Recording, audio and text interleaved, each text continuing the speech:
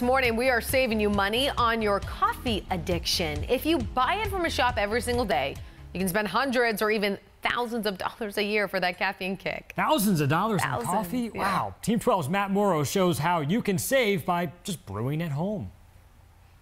Coffee and college often go hand in hand, and Consumer Reports says a good coffee maker can make all the difference, plus save you and your students some money. College kids now actually care about having a good cup of coffee, so one of the tests we do is measure how well a coffee maker keeps water between 195 and 205. Ideally, it does it for 5 to 6 minutes. A single-serve pod maker keeps it simple and easy. Consumer Reports recommends this DeLonghi for $130. Pods are really convenient, but the flavor doesn't compare to other coffee makers. Plus, they get expensive and they're less environmentally friendly. A drip coffee maker can really keep costs down. This Hamilton Beach coffee maker is a Consumer Reports Best Buy for just $25.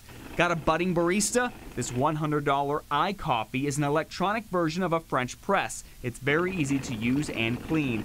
And if you have a coffee connoisseur on your hands, the Chemex Pour-Over Brewer is an excellent option. Its filters are made of heavy paper designed to regulate water flow and keep coffee grounds and other undesirable flavors out. Our expert coffee tasters gave coffee brewed in the Chemex high marks for complexity, acidity, and overall quality. Matt Morrow, 12 News. Well, Consumer Reports also tested Ethiopian coffee beans. For pod machines, Green Mountain's organic Ethiopian coffee earned high scores. And for drip and other coffee maker machines, Trader Joe's organic fair trade Ethiopian coffee is the best to buy. Ethiopian is the way to go. Best coffee.